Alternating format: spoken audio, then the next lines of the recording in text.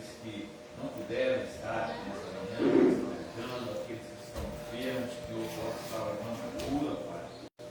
Nós sabemos que nós estamos aqui não é porque nós somos melhores do que ninguém.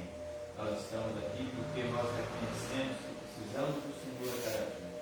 Que precisamos dos ensinamentos do Senhor, da palavra do Senhor, daquilo que o Senhor tem nos instruído, Pai, nos nossos dias. Por isso, em nome de Jesus, nos abençoe e nos guarde nesta manhã, nos dando graça e sabedoria, em nome de Jesus. Amém. Amém. Alguém lembra onde nós falamos hoje? Né? É a última lição. Qual o tópico que nós falamos hoje?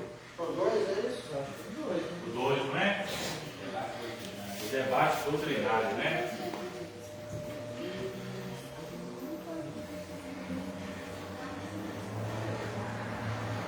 Bom dia, Moisés. Pai, Senhor, tudo bem? Dormiu bem? Dormiu? Pai, Senhor, sim. Debate doutrinário, né? O 1 ele diz uma questão crucial. A questão gentílica chegou a Jerusalém para ser tratada. Contudo, os judaizantes que ali se encontravam deixaram claro que a igreja deveria circuncidar os gentios convertidos e ordenar que eles guardassem a lei de Moisés. No entanto, no entendimento desse grupo, sem a observância da lei, ninguém podia se salvar. Pedro é o primeiro a ver a gravidade da questão e percebe que ela não pode ser tratada de forma subjetiva. A questão deveria ser tratada com objetividade, que o caso exigia. E a experiência da salvação dos gentios em Cesareia, ocorrido anos antes, deveria servir de parâmetro. Pedro então invoca a experiência pentecostal gentil como prova da aceitação deles por Deus. É Deus que conhece os corações, lhes deu testemunho dando-lhes o Espírito, assim como também a nós. Atos 15, 8, né? Eles queriam, né? E todas as pessoas que fossem chegasse a questão de ser a lei dos judaizantes, né? Que era circuncidar, obedecer o princípio de Moisés lá, né? A lei de Moisés. Só que Pedro começa a observar isso, né? Ele começa a perceber, peraí, não vai funcionar desse jeito, né? Porque nós somos mudados hoje por quem? Pelo Espírito Santo. Lição número 3, a última lição, tópico 2. Aí a questão para nós hoje, como nós deveríamos aceitar o novo convertido, a pessoa que aceita Jesus, na sua visão hoje, como que nós deveríamos aceitar essas pessoas? Quando eles chegam? No início, forma como ele está, mas porém não pode continuar. Isso. Quem mais tem alguma sugestão aí? Ninguém mais? Dou-lhe uma. Duas.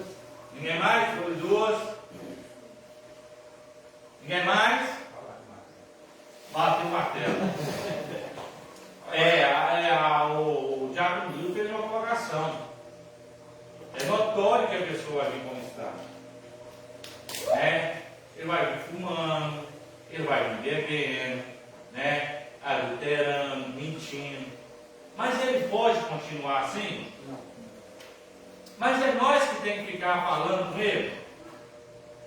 Aconselhar uma coisa, né? A gente fala, ó, você precisa parar de beber, porque, né? Isso vai te fazer mal, te atrapalha, né? Porque a gente também é usado pelo Espírito Santo para aconselhar também, sim ou não? Né? Agora a gente não pode chegar acusando, né? Ah, você já está no inferno, né? Se você continuar assim, você já está no inferno. Irmão do céu, quem vai ficar diante disso? A gente não pode querer ganhar as pessoas com medo, não. Né? Ganhar a pessoa com medo. Ah, você não vai em tal lugar assim? Principalmente criança, né?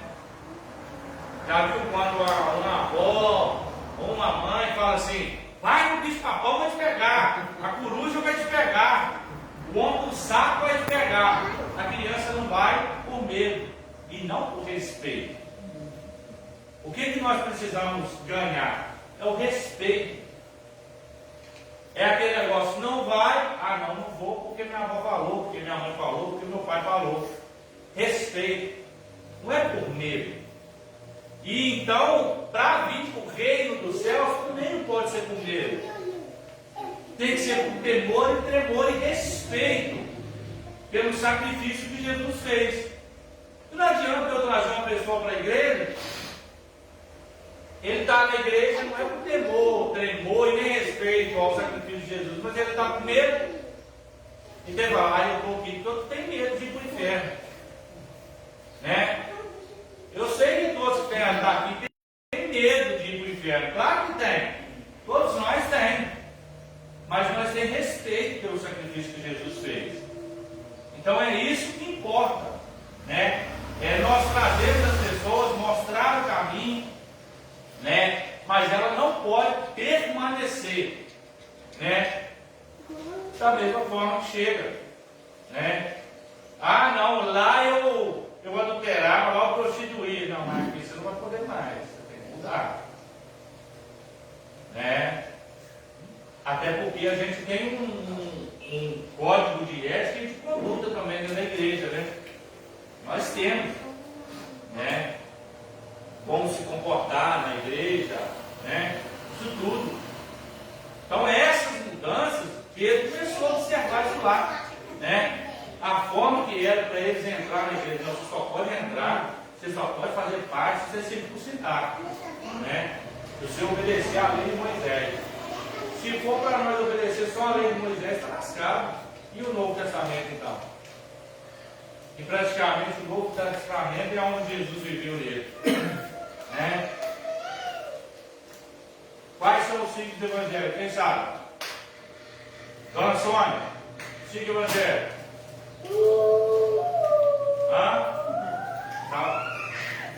Carlos Nelson. João, Pedro, Lucas e Mateus. Errou. Tiago Milo. Eu não sei se isso é coisa, não, mas não menos, né? Eu acho que eu Vai, vou vai, ser vai. os três.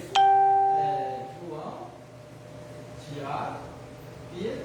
Errou. Hã? Vamos lá, Sandrinho. Deve ser pouco, não muito assim. Dona Sandra. Evangelista. Vou pular a linha. Evangelista. Deus, Marcos, Lucas. Vamos. Ué, eu acertei, cara. Então você falou Pedro, Tiago. É quatro. Né? Quatro? Mateus, Marcos, Lucas e Eu João. acertei a maioria. Né? Só errei, João, né? Eu acertei. Então tá, vou dar uma colher de chá para vocês. Eu falei menos. Quais são os Pentateucos? Os quatro primeiros evangelhos. Ó, Penta. Penta é o quê? Lembra de Copa? Penta é o quê? Cinco, né? Então quais são os Pentateucos? Eu quero que vocês conheçam de Bíblia. É o Êxodo, primeiro lá, Gênesis, 2,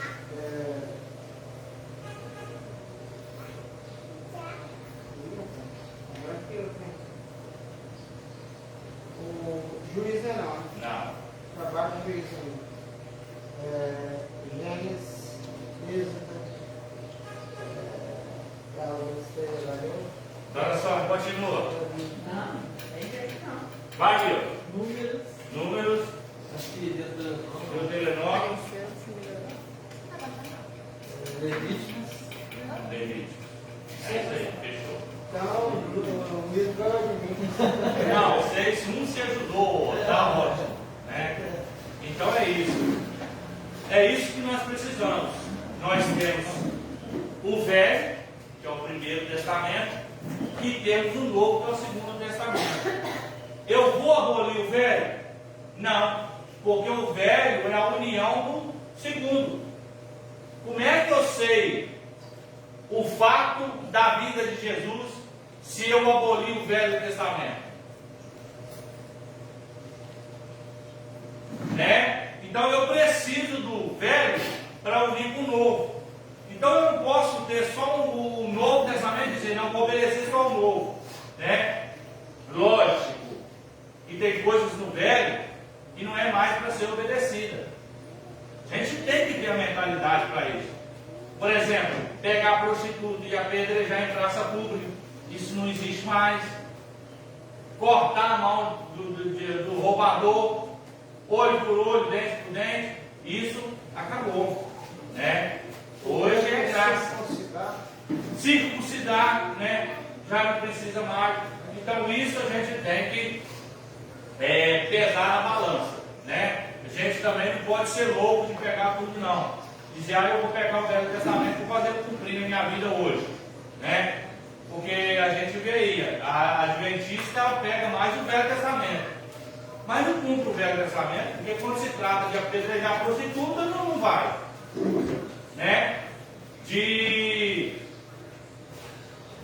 entregar a criança para ser sacrificada, crianças desobedientes em praça pública, também não faz. Né? Simplesmente só faz duas coisas de lá, que é guardar o sábado e pegar no corpo. Eu não vejo nada contra eles guardar o sábado, beleza, tranquilo. A carne de porco também, vocês não querem comer também, tranquilo. Né? Nós compra eles, né? Então assim, se é para guardar o Velho Testamento, se nós vamos viver da lei, vamos viver tudo. Vamos pegar o filho desobediente, vamos levar para a praça, vamos sacrificar ele. Ah não, aí não. Né? Então assim, tem esses pesos e medidas que nós precisamos pesar, irmão. A Bíblia, num todo, ela é 66 livros.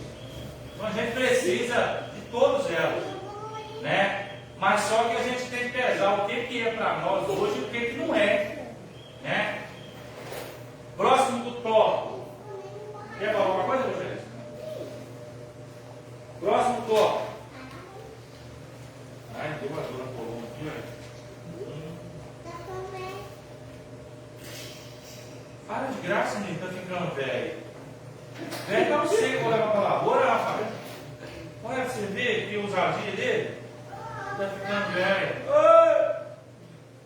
A experiência do Pentecostes na feira dos gentios.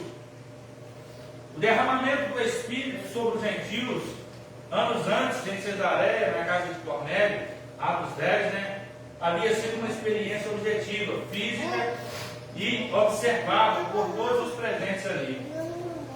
Pedro espera que seu argumento seja aceito da mesma forma que for aceito anos antes, pelos judeus que haviam questionado a salvação dos gentios de Cesareia. Convém lembrar que este mesmo argumento de Pedro já havia sido usado pelo apóstolo Paulo por ocasião de seu debate com os crentes da galáxia. Da mesma forma, ali, Paulo deixou claro que o recebimento do Espírito era um fato observável que todos, portanto, tinham consciência de que havia recebido.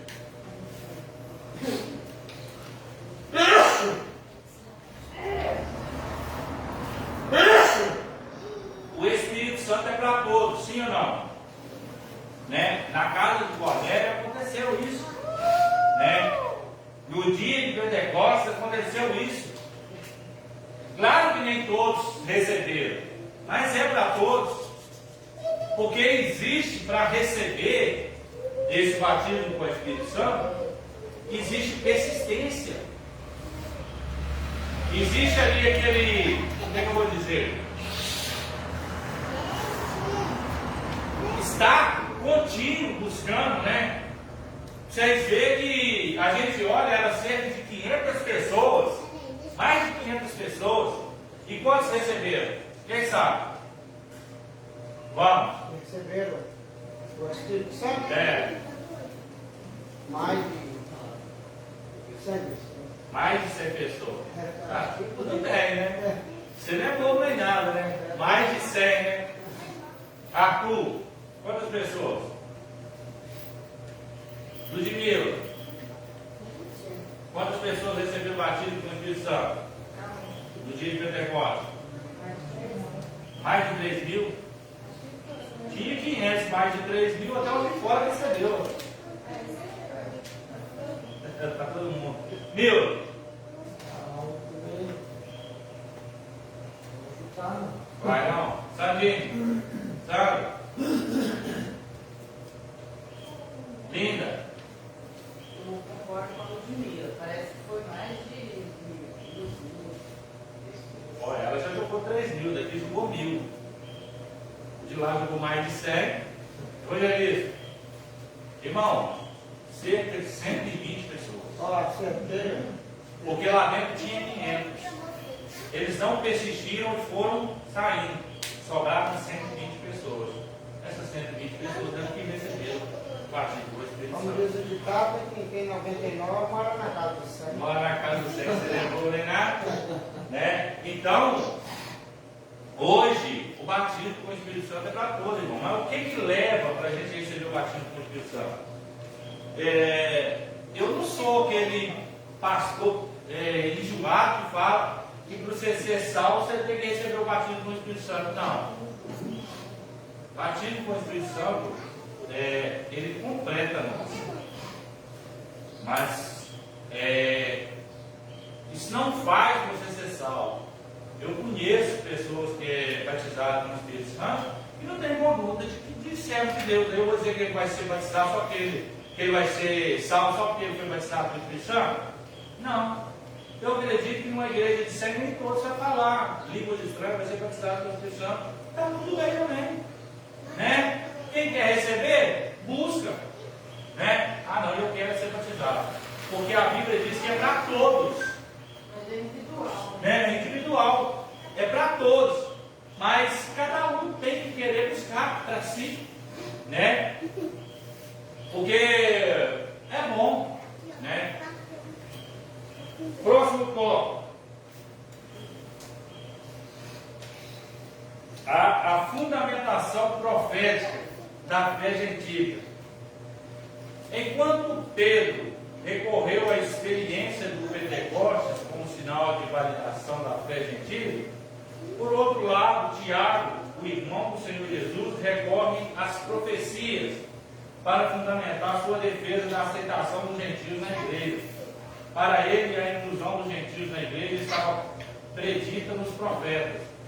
E com isso concordam as palavras do profeta, Atos 15:15. A aceitação dos gentios na igreja não era uma inovação, sem respaldo nas Escrituras. Pelo contrário, Deus já havia mostrado aos antigos profetas que os gentios também fariam parte do seu povo. Esse era um favor divino, fruto de sua graça, e que nada mais precisava ser acrescentado. Gentios, irmãos, se for olhar hoje, nós somos gentios. Nós não faz parte do povo de Jesus, né? Da nação de Jesus. Mas nós fomos enxertados, né? Porque a Bíblia diz que ele veio para os seus não o receberam. E o que aconteceu? Nós o recebemos, né? Isso nos dá o direito da salvação, como nós recebemos a Cristo. Porque a graça, né? O que nos torna salvo hoje não é sacrifício. Porque eu posso dar a cesta básica para os outros, eu posso fazer um monte de coisa, eu posso. Mas se não for a graça de Jesus, eu não vou ser salvo.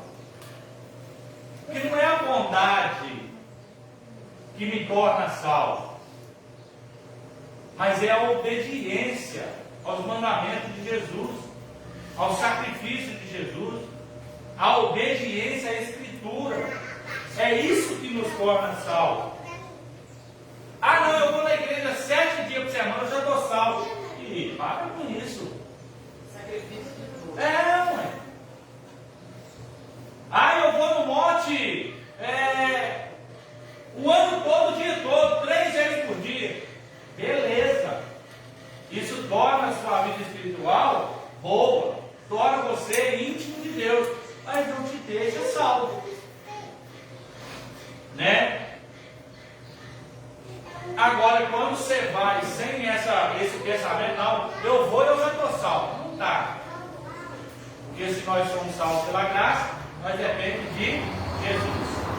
Né? Então, essa questão dos gentios foi para nós também, irmão. For olhar para cada um de nós aqui, nós merecia estar aqui, servindo a Jesus? Merecíamos.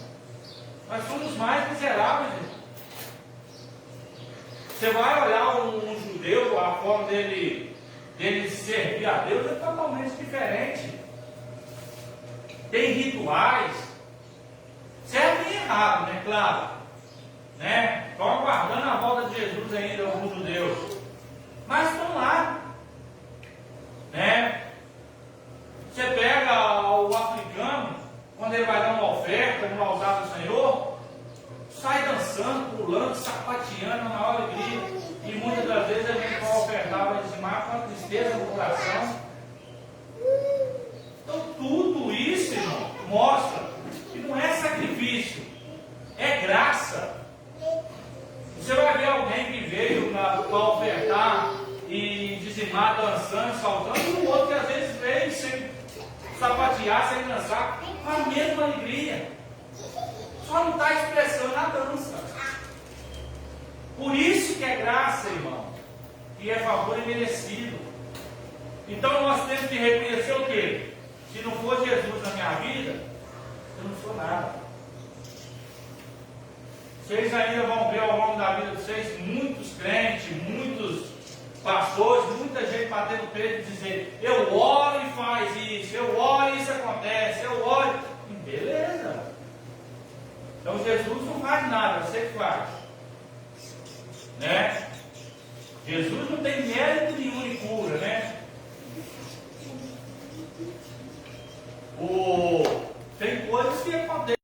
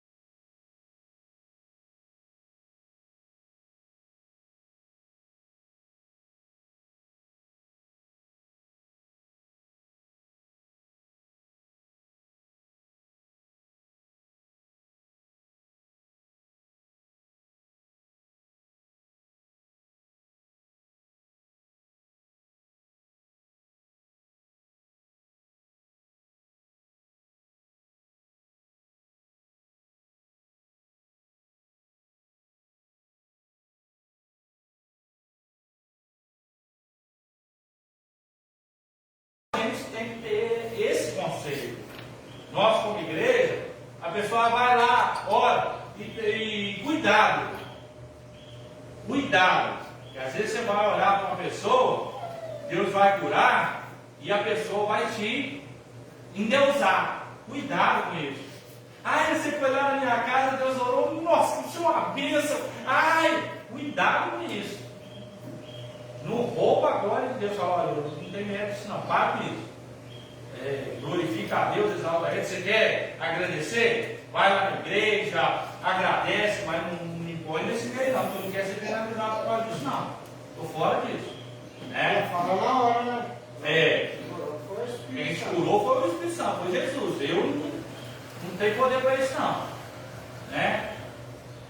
Eu sou besta de roubar a glória de Jesus? Nunca. Né?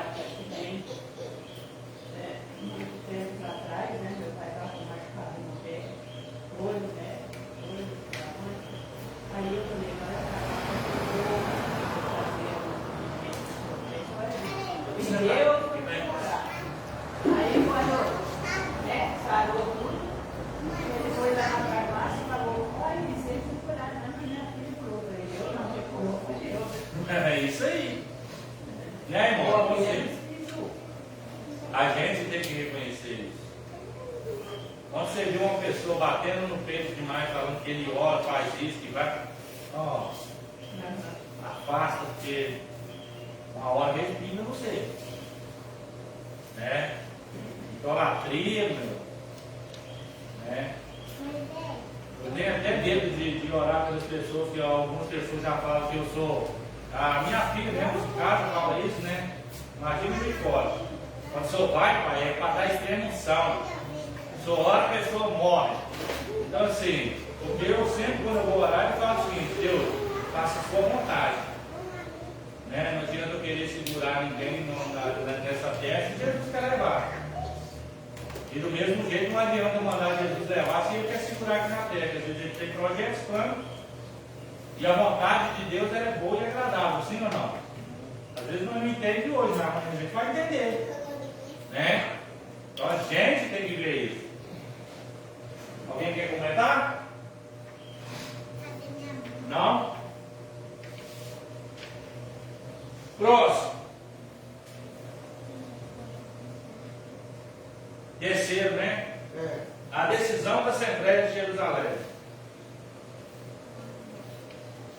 O Espírito na Assembleia é digno de nota o papel atribuído ao Espírito Santo na tomada de decisões da igreja. Pareceu bem ao Espírito Santo e a nós, Atos 15, 28.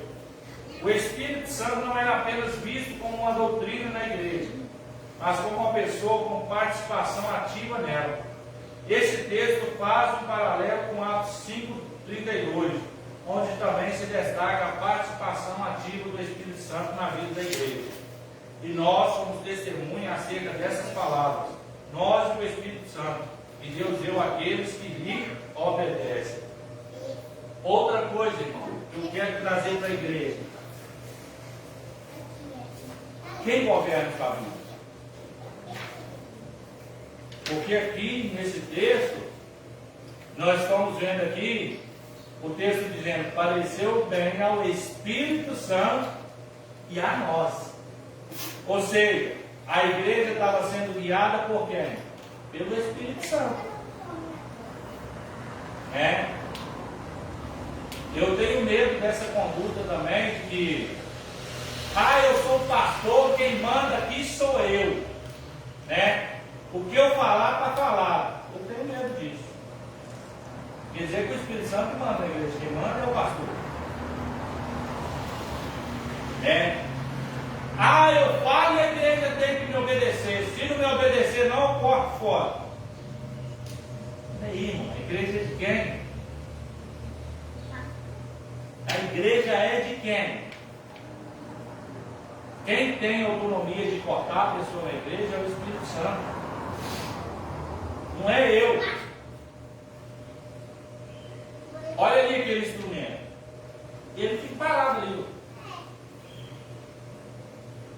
Se alguém pegar para tocar, ele vai soar um hino lindo, bonito.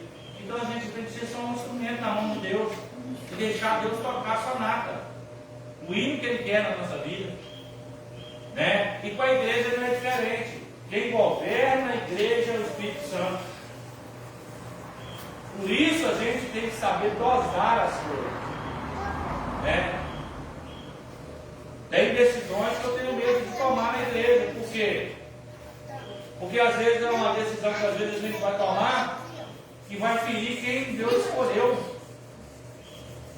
Então a melhor coisa que a gente tem que fazer é então a direção, Espírito Santo. O que eu tenho que fazer? O que eu posso fazer? E eu vou frisar o que eu sempre friso aqui, irmão. Tem vezes que vai falar o seguinte, pode. Tem vezes que vai falar não. Tem vezes que vai falar espera um pouco. E às vezes nesse espera um pouco é que a gente fica ansioso. Né?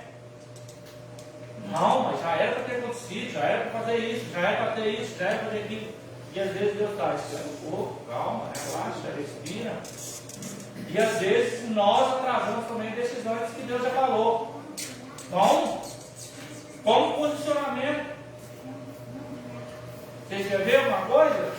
que tem hora que a gente tenta atrasar o que Deus já determinou. Quem sabe citar uma parte aí na Bíblia de decisão que Deus falou o seguinte: já era para ter tomado e não tomou. Quem lembra? Uma passagem aí. Jonas. Deus mandou ele ir, ele não foi. Aí ele pagou o preço. Não, né? Não, eu quero uma mais concreta ainda. Vou dar uma dica para vocês.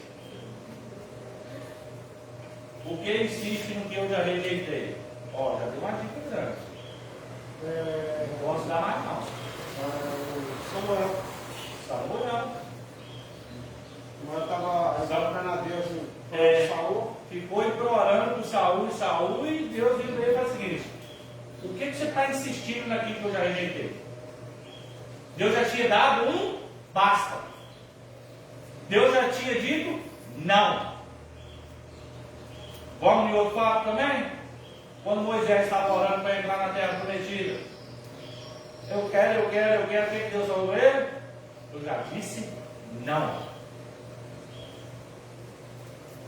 Quer uma outra passagem quando Deus fala não? O apóstolo Paulo, orando para tirar o espinho da carne. O que Deus fala a ele? Não, eu já disse não. A minha graça te basta. Pronto. Então nós precisamos deixar o Espírito Santo governar o barco. Eu compreendo o conhecimento. Fala muito lá atrás. Também. Você tem? Eu. Não, na minha não tem não. Deixa eu ler. Então, Leia para nós, tá? pode ler. Pareceu bem ao Espírito Santo. O Espírito Santo dirigiu aqueles que participaram do concílio de Jerusalém a tomarem as decisões certas. Jesus prometeu que o Espírito os guiasse em toda a verdade. As decisões da igreja não devem ser tomadas apenas pelos seres humanos.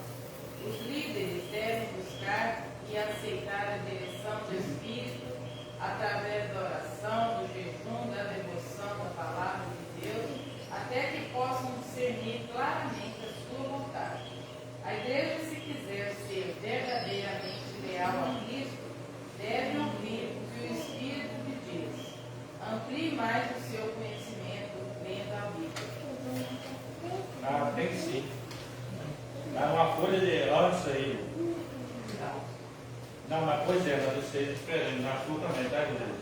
Então, uma folha antes aí. Aqui fala tudo que você falou. Isso, ampliando o conhecimento. Apareceu bem o Espírito Santo aí. Então, uma folha antes está praticamente perto da introdução. Né? Então, a gente está vendo isso aí. Quem guia e quem governa a igreja é o Espírito Santo, irmão. A gente até faz, né? A gente programa, né? Mas se o Espírito Santo não está sentindo dor, né? Tá? Ah, eu estou. Doutor, tá bem? Pedro não me mata. Não, você soma, né? Não, mas dor não deu.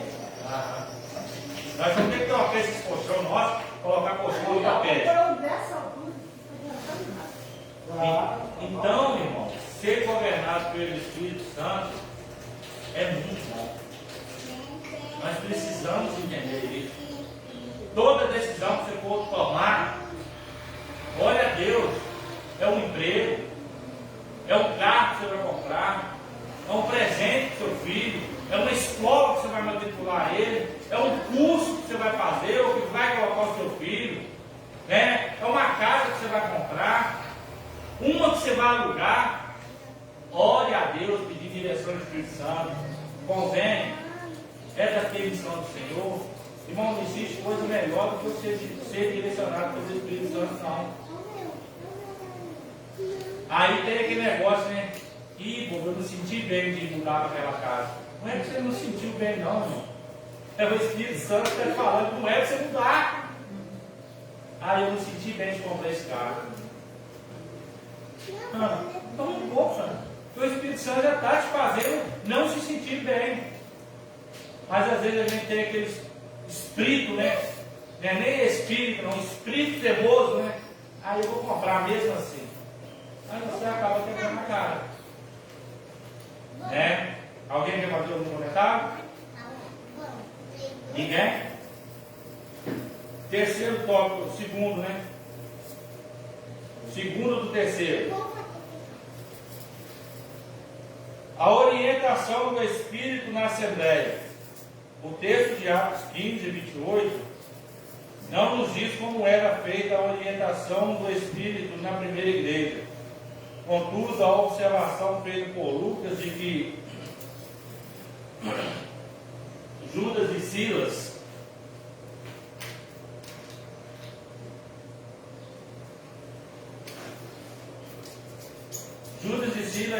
eram profetas, Atos 15, 32, e que eles fizeram parte da comissão que levou a carta, uma decisão tomada pela Assembleia, que indica que o Espírito Santo se manifesta na igreja por meio de seus dons, né? Isso explica porque as coisas funcionavam na primeira igreja.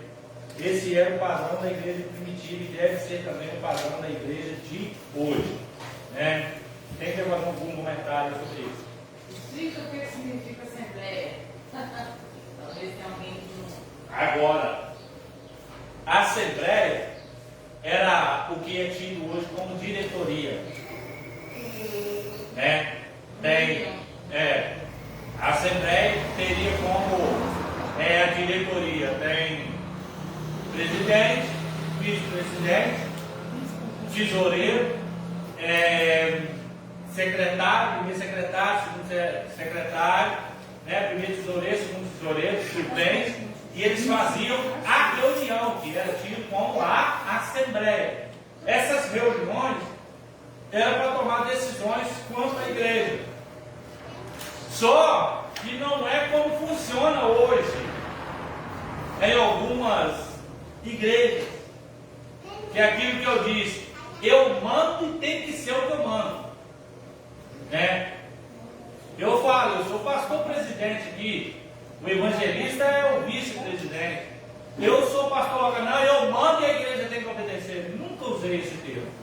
Eu sempre uso o termo de votação, 50% mais um.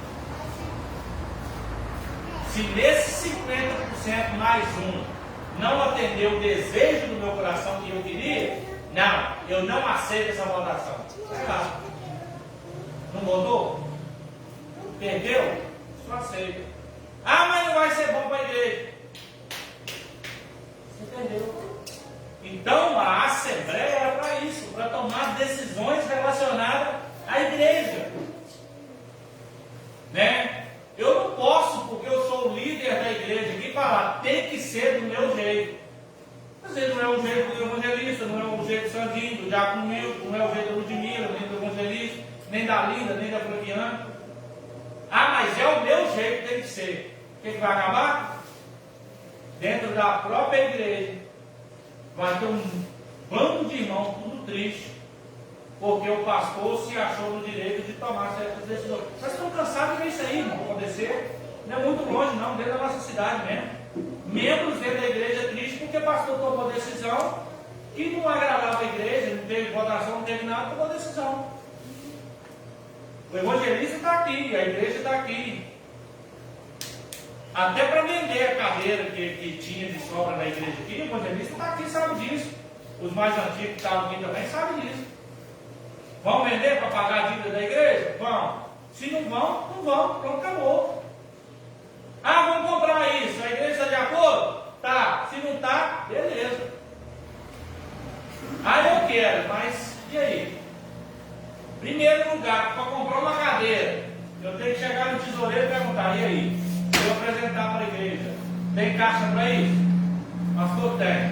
Se não tiver, nem pode apresentar para a igreja também. Como é que a igreja próxima não tem dinheiro? A igreja vai entrar em dívida? Quantos nós temos dívida da igreja hoje? Tem 10 anos que nós estamos aqui. 10 anos. A igreja não tem dívida nenhuma.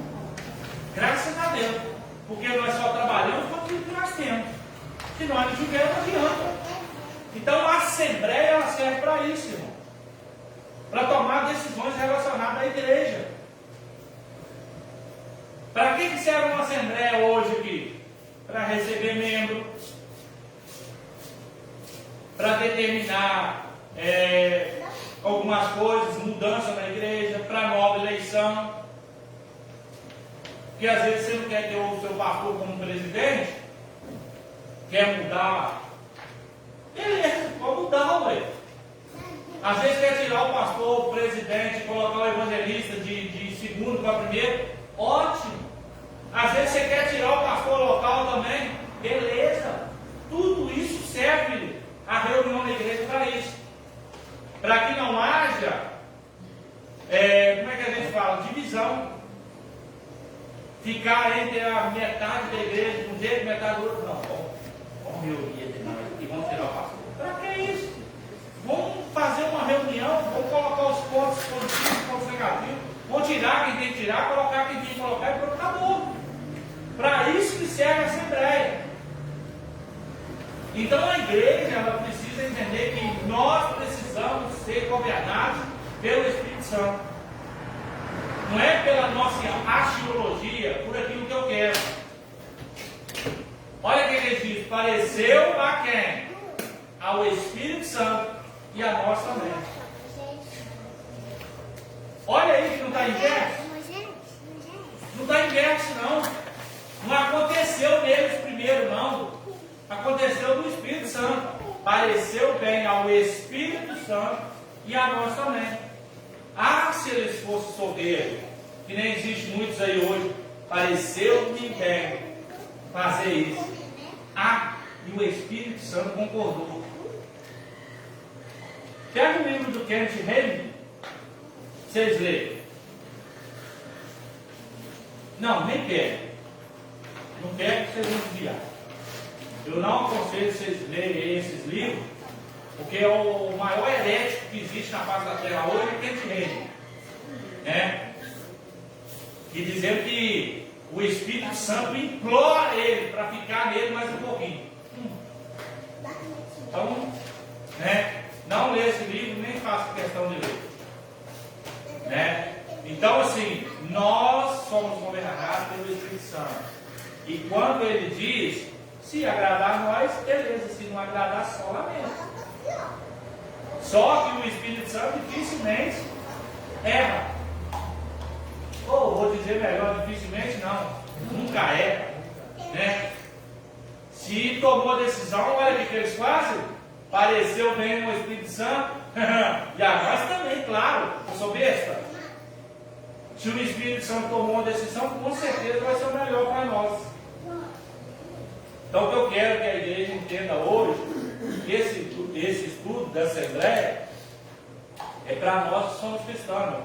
Por que eu abro em época de reunião somente para membros, né? E os agregados participarem? Porque fazem parte da história. Sabe o que acontece dentro da igreja? Aí eu vou deixar um visitante que veio lá de fora entrar para dar um voto aqui e não sabe nem o que está acontecendo na igreja, né?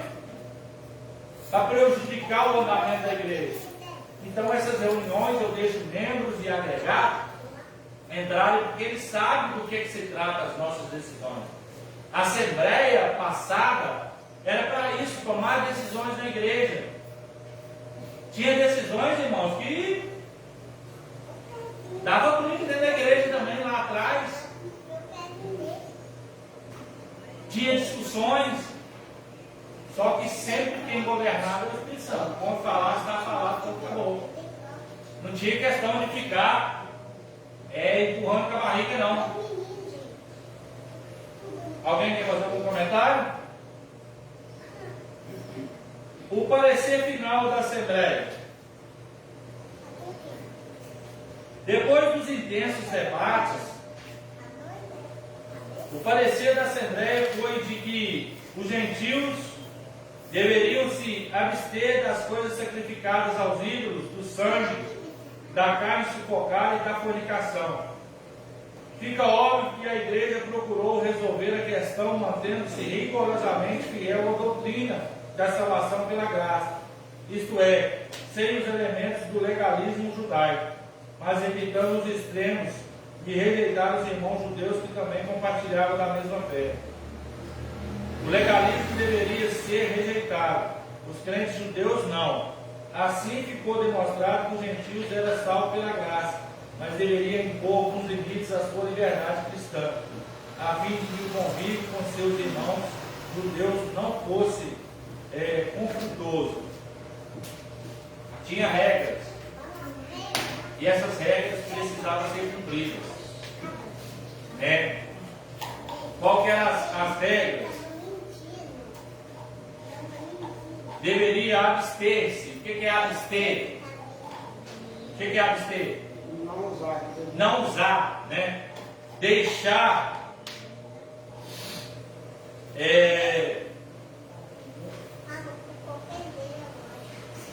deveriam se abster das coisas sacrificadas aos ídolos, do sangue, da carne sufocada e da fornicação. Esse é o princípio. Ele já mencionou sobre isso, sobre comer coisas sacrificadas a ídolos, né? Já expliquei que é carne sufocada, né? Muita gente comeu há um tempo atrás aí, muita carne sufocada, né? Porque não sabia, né? Quando teve uma enchente aqui, né? E lá na granja matou que as galinhas tudo, e muita gente foi lá buscar aquele frango e vapo para dentro, né? Morreu afogado e vapo para dentro. Mas não saiu uma gota de sangue dela, né? Um amigo meu que tem 2 sacos. Né? Eu fiquei sem comer frango, acho que mais de ano. Só joguei aqui na família. Vocês lembram? Não lembram? Lembra? Olha na rua de Salto. Muita galinha passou, a enchente passou naquela grande, matou muito porco, também morreu lá, né? Então, cuidado, essas reuniões, essa assembleia colocou limite nesse sangue. E comer coisa sacrificada a ídolos, eu expliquei isso aqui. Carne sufocada, qual que é o outro aqui? Fornicação, né? Forniqueiro, né? Tomar cuidado. Porque não pode confundir, né? Eu posso fazer isso porque eu sou salvo pela graça mesmo, né? A graça também põe limites, né? Eu não posso querer levar a obra de Deus de qualquer maneira também, não que, como diz um diácono que eu tinha lá em Água Doce do Norte, uma hora a seca ainda não corre. E aí? Deus é amor, mas Deus também é justiça. Uma hora, essa corda que Deus vai te dando, para a justiça de Deus, ele precisa ouvir, irmão. Felizmente. Eu vou levando de qualquer maneira, vai? Bom, se você se arrepender, já é tarde demais. Aí a pessoa fala assim, nunca é tarde para se arrepender. E às vezes um fato culminante não dá prazo de você pensar que você tomou decisão errada, não. Então fica isso aí, irmão. O amor significa impor limites. Tá ali 2 crianças. Isso. Acabou não, só ficar para cima, até para cima.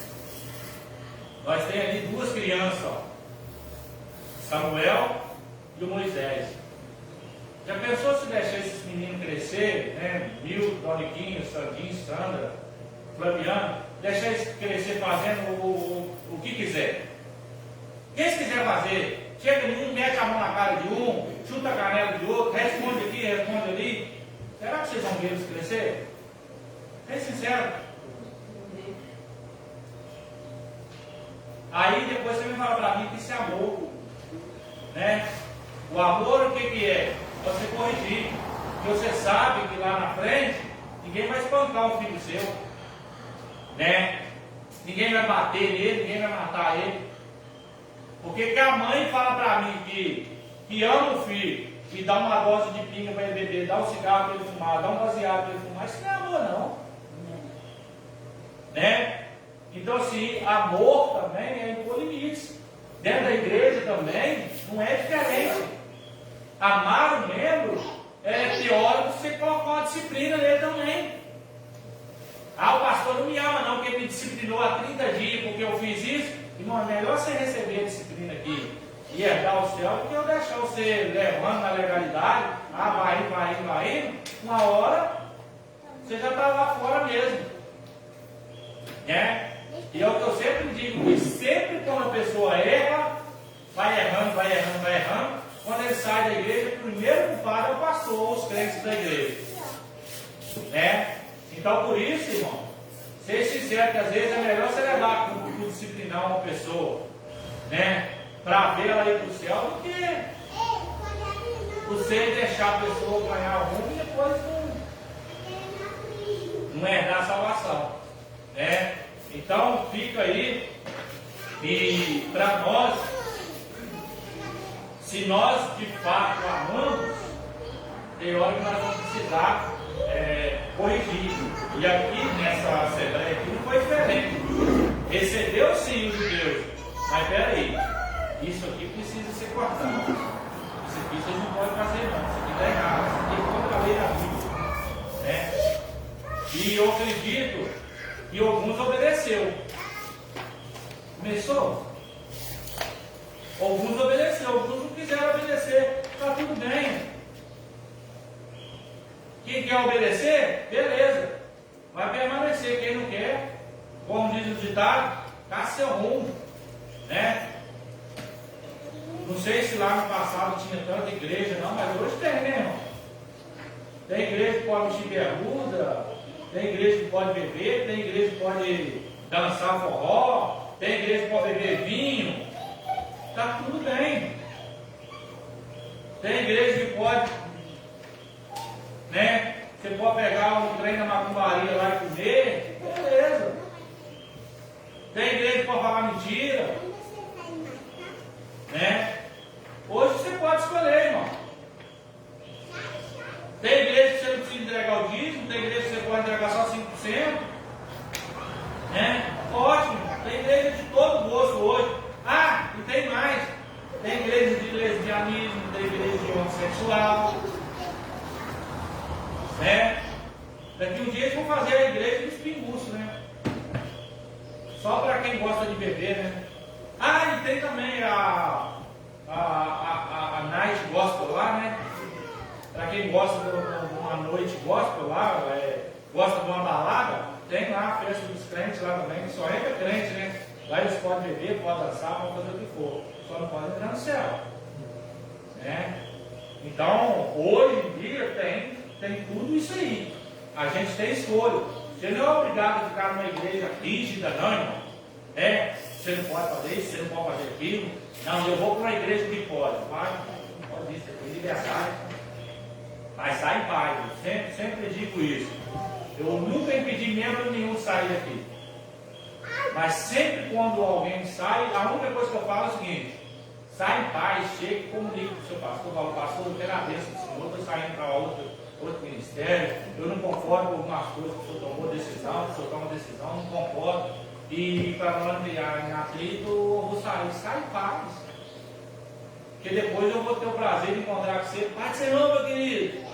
E você vai ter o prazer de falar, Pai do Senhor. Porque já pensou se você sai causando divisão, causando briga, causando atrito, com que cara que você vai me olhar lá fora ou com que cara que você vai olhar lá fora? Não é melhor sermos unidos? Se eu vou para o céu porque eu tomei uma decisão contrária aqui, ou não, isso aí não vai interferir na sua salvação, se você acha que você está certo. Porque você saiu em paz, você concordou com a decisão que eu tomei aqui, beleza. Se essa decisão me levar para o inferno, você não vai me encontrar lá. Mas se essa decisão me levar para o céu, eu que não vou te encontrar lá. Então nós precisamos pesar tudo isso numa assembleia. Eu, durante 10 anos que eu estou aqui, nunca instruí ninguém. E nem quero fazer ao fim da minha jornada. Quem não gostar, ou pede para sair, ou a gente disciplina, se for possível. O evangelista está aqui, sabe? Eu coloquei a equipe de louvor todinha de disciplina. Toda. Porque me afrontaram. Beleza. Enquanto eu estou aqui, eu sou autoridade também, preciso ser respeitado. Coloquei todos eles. Quem não gostou foi embora. Um ficou. Então, sim, decisões precisam ser tomadas, irmão.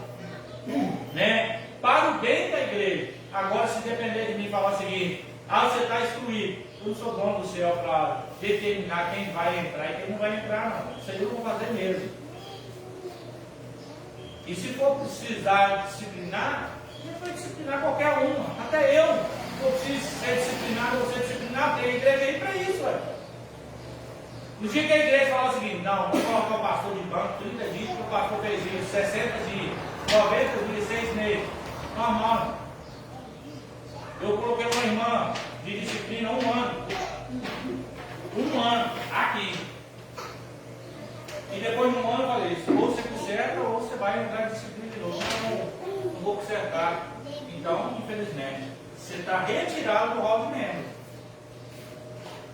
Não é que eu excluí, mas o rol de membro não pode participar mais. Pode continuar na igreja normal, mas no rol de membro, para dizer, eu faço parte da igreja tal. Não. Coloquei um outro aqui, 6 meses de disciplina. Né? Depois acabou a disciplina também, não ficou. Beleza. Mas colocamos a disciplina porque era merecido. Todos que receberam disciplina longas assim, foram porque é o que consta no estatuto da igreja. Tem coisas que eu até relevo, tem coisas que eu nem coloco disciplina, nem comunico com a igreja não. Porque aquele que confessa e deixa, alcança misericórdia. Agora tem coisas que não dá para segurar, né? Tem coisas que às vezes a gente precisa colocar em disciplina. Ainda que a pessoa fale o seguinte, pastor, me coloque em disciplina secretamente, eu faço isso também, irmão. Tranquilo. Ah, não expõe para a igreja, não. Pode me dar disciplina, eu recebo na igreja, normal, cúmpulo, normal. Eu faço isso, irmão, tranquilo. E você pode até chegar perto de mim e perguntar assim, pastor, por que fulano não dá participando da Santa Ceia? Dá uma disciplina aí, né? Acabou. Amém? Mais algum comentário, evangelista? Lina? Ludmila? Eu quero falar para a Ludmila que aquela parte de 3 mil é quando eles se converteram a Cristo. Isso. Na conversão que era 3 mil, né? Arthur. Diácono Nelson. Do quê? Algum comentário? Não dá. Evangelista Sônia? Pode. Só não quer o céu, não? Ah, eu achei que só não queria. Flaviana? Algum comentário? Ficar em que ela falou? Quer disciplina em casa? Quer descansar, ué? Aí vai esfriar e vai rodar mais. Não volta mais. Gabriel? Tem que continuar vindo mesmo. Doniquinha? Comentar alguma coisa? Tiago Milo? Sardinha? Dona Sandra? A Dona Sandra é a nossa tesoureira, irmão. Tanto da cantina, quanto da escola dominical e quanto das irmãs, né? Da reunião das irmãs. Né? Ô Gabriel, você veio colher oferta? É. Ah, tá. Mas só vai do meio para trás. Não, já fui lá. Não, ele chegou aqui, mas eu estava falando dos 3 mil. Galera, Bota, Gabriel. Se tem uma oferta, bota para pegar. Amém, irmão? Por que nós temos esse estudo? É justamente para os irmãos fazerem perguntas, né? Colocarem suas dúvidas, suas sugestões. Aqui ninguém é dono da verdade. Vai ter dias de, às vezes, vocês falar o seguinte, pastor, peraí, isso aí não está no texto, não. Eu não concordo com isso aí, não. E às vezes eu vou ter que, de fato, concordar com os irmãos e dizer, realmente está errado. Né? Como eu já vi o escritor escrevendo algumas coisas, não nessa revista aqui, mas em outros, que não tinha base bíblica. Então eu não concordava. Ah, mas está na revista. Nem tudo que está aqui eu vou concordar, não. Se não tiver base bíblica, eu não vou concordar. O que eu quero trazer para a igreja é o quê? Bibliologia. É o estudo da Bíblia. O escritor ali pode errar, ué. Como eu também posso errar, ué. Aí o Espírito Santo revela algo para vocês, dentro da Sagrada Escritura ali, que não é o que eu penso. Lembra que eu falei aqui que durante muito tempo eu lia e pregava sobre a mal lá, e eu não tinha entendimento, pregava. Até que eu fui em Água Doce do Norte, dei a oportunidade para um evangelista meu lá pregar, sentei no banco e assisti a mensagem. Irmão, eu saí de lá maravilhado, porque ele ensinou detalhes dentro da palavra de Deus que eu, durante a minha vida toda, eu não havia compreendido. Então, assim, não é porque a gente é pastor que eu não aprendo com o evangelista que traz uma mensagem ali, que eu não aprendo com o Milton, que eu não aprendo com o Sandinho, que eu não aprendo com o Diabo Mineiro. Eu aprendo. Aprendo na igreja. Tem hora que tem irmão pregando ali que eu estou anotando. Porque o Espírito Santo revelou algo para ele que eu não consegui pegar. Não é que o Espírito Santo não me revelou, mas eu não consegui pegar. E o irmão conseguiu pegar muito melhor que eu. Eu vou e anoto. Porque aquilo ali eu agrego na minha pregação. Então, quando nós somos sensíveis ao Espírito Santo, nós trazemos isso dele. Por isso que eu aconselho os irmãos a participar dos estudos. Por quê? Tem coisa que às vezes a gente fala aqui, que você vai anotar aí, que você vai usar na sua próxima pregação, na sua próxima mensagem, né? Então não fique em casa não, né? Ah, pastor, eu não sei ler. Irmão, a melhor coisa que tem para a gente pegar não é ler, é ouvir, né? Se a gente consegue ouvir, a gente absorve muita coisa, né? Eu conheço gente que nunca aprendeu a ler, mas prega com a Bíblia. Aí você me pergunta como? Não sei. O Espírito Santo, né? Então não precisa saber ler. Se eu sei ouvir, eu faço diferença na escola bíblica dominical. Porque eu aprendo, eu absorvo muito mais ouvindo do que lendo. Eu ouvindo. Quando eu gosto de estudar assim, eu tenho um pastor aqui, pode olhar no meu celular ali, ele manda todo bimestre ele manda mensagem em slide e em áudio. A gente ouve melhor, eu consigo absorver tanto da revista quanto dos estudos particulares que eu faço, eu consigo pegar mais ouvindo do que lendo. Até porque ao longo do tempo que eu vou lendo, eu faço que nem o Diácono Nel. As letras começam a dançar e pronto. E no áudio não tem como. Amém?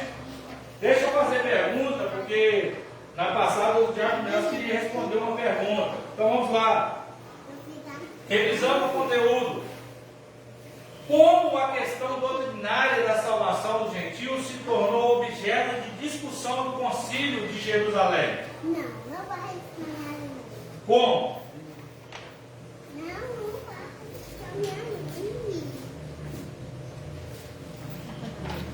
Depois dos intensos debates, Hã? Não. Existe um porquê aí.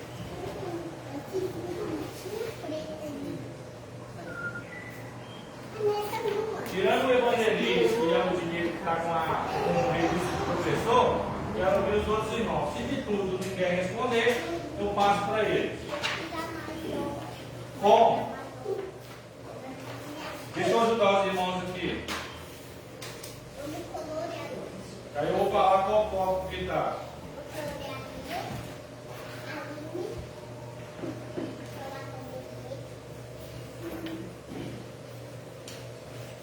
Está no copo primeiro. aqui ó, quando Paulo vai na Bélgica, está na igreja de Turquia, com relatório sobre os primeiros viagens É isso aí. Parabéns. Né? Essa é a resposta. Começou quando Paulo e Barnabé apresentaram a igreja de Antioquia com relatório sobre a primeira viagem missionária. Segundo, o que Lucas mostra a respeito de um grupo de judaizantes?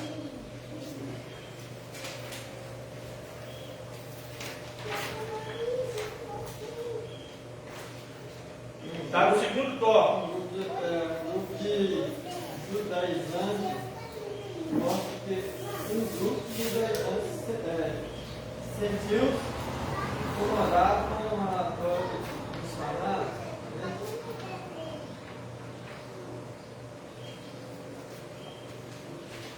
Está no tópico 2 aí. O relatório missionário, desculpa, foi Deus. Isso. Lucas mostra que esse grupo, formado por fariseus convertidos, insistia que os gentios só poderiam ser salvos se guardassem a lei, especialmente a circuncisão, promovendo confusão e divisão na igreja. Misericórdia, né, irmão? Causando divisão na igreja, causando atrito na igreja por uma coisa tão simples. O que Pedro invoca como prova da aceitação dos gentios por Deus?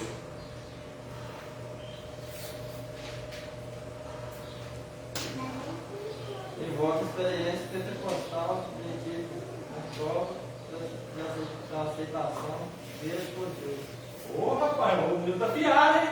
Né? Pedro invoca a experiência pentecostal gentílica como prova da aceitação deles por Deus. Parabéns, Jacques. Quarta, aqui os apóstolos Tiago recorrem para fundamentar a defesa da aceitação dos gentios na igreja.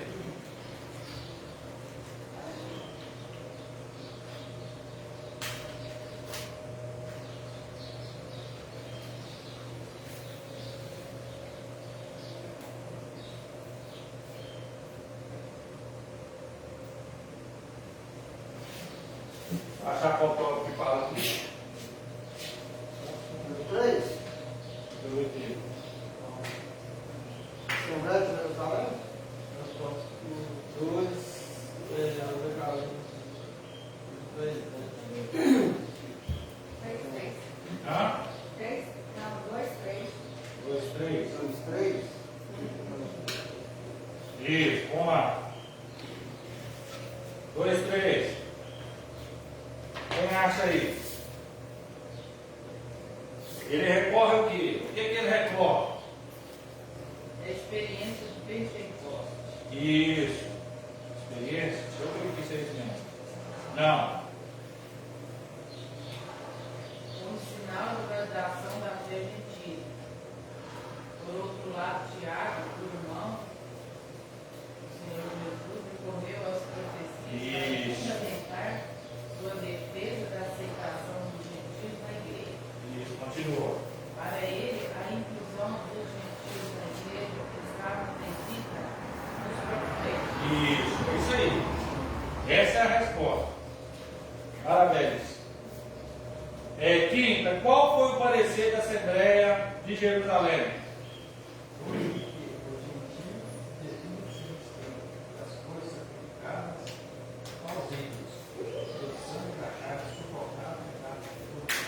Parabéns, André. É isso aí. Né? Ensina. É isso aí, irmão. Né? O próximo estudo, Deus sabe qual vai ser, né? Nós ia partindo, acabando, não foi. Não é que não vai ter. Pedir ainda essa semana, não vai chegar essa semana. Não, aí vai ter que achar, aqui tem mais quantidade, né? Aí só se comprar aqui,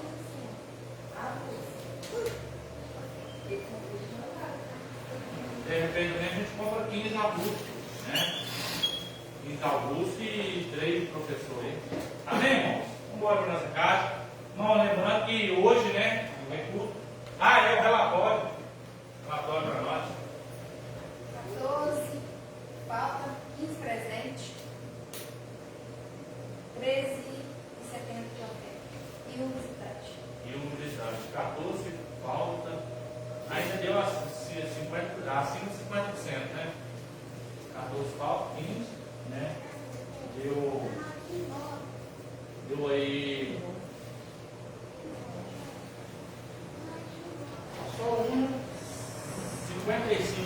né? 70%. Tá bom. Tá bom, não. À noite nós temos culto de Santa Ceia e o nosso café com Deus, tá, irmão? Não fica em casa, né? Vamos participar, o culto começa às 19h30, né? Vamos procurar chegar no horário, né? Não estou dizendo que você não pode atrasar, não. Acontece a gente atrasar, né? Mas se ele tiver condição de chegar no horário, chegue no horário, né? Às vezes a gente acha que não tem tanta importância porque é igreja. Você não chega atrasado 15, 20 minutos, meia hora no seu trabalho, né? Numa reunião. Chega lá no fora, irmão. Está marcado para 1 hora, chega 1h30 para você ver. Vai falar, acabou o seu horário, né? Então ter responsabilidade com o mundo lá fora, com a igreja não é diferente, né? E às vezes Deus deixa de abrir porta para a gente, por quê? Porque fala o seguinte: se eu vou abrir porta que exige compromisso, e às vezes só chega atrasado, como é que eu vou abrir porta? Né? Deus fez isso tudo, irmão. Eu sou ansioso, sou bem ansioso. Se você marcar comigo que vai chegar lá em casa meio-dia, 11h50 eu já estou te esperando. Arrumado já. Agora, se eu vejo que você atrasa, eu vou me atrasar para lá. Ele vai chegar mesmo, vai que você chega. Aí o responsável sou eu. Né? Então vamos fazer o possível para não chegar aqui em cima do horário, né? Para nós louvarmos a Deus. Cada minuto conta na adoração, no louvor, para Deus conta. Né? Feche seus olhos por sua cabeça. Quem quer orar para nós hoje? Pode orar. Amado Deus, soberano Deus e eterno Pai, nesta manhã aprendemos mais de Ti, Pai. O Senhor continua nos ensinando cada vez mais para que nós possamos alcançar a misericórdia do Senhor, como o Senhor tem dito, que nós somos salvos pela Sua misericórdia. Por isso, Pai amado, ajuda-nos, ó Pai, a entender mais de Ti, buscar mais a Tua presença. Essa manhã nós somos gratos a Ti, Pai, por essa oportunidade que estamos aqui, aprendendo essas coisas que vêm do alto, vêm do trono do Senhor. Pai amado, nos dê a Sua bênção, a Sua graça, a Sua proteção. Na semana que vem, no trabalho, o Senhor venha nos instruir, o Senhor venha nos guardar com os Seus anjos, nos dar livramento de tudo que nos provém do Senhor. É o que te pedimos e te agradecemos em nome do Teu Filho amado Jesus Cristo. Amém, amém, amém. O amor de Deus Pai, a graça salvadora do Senhor Jesus Cristo, a Deus consolador do Espírito Santo, seja conosco, não só hoje, para hoje. A igreja comprada no Senhor Jesus diga, amém. Não terminado.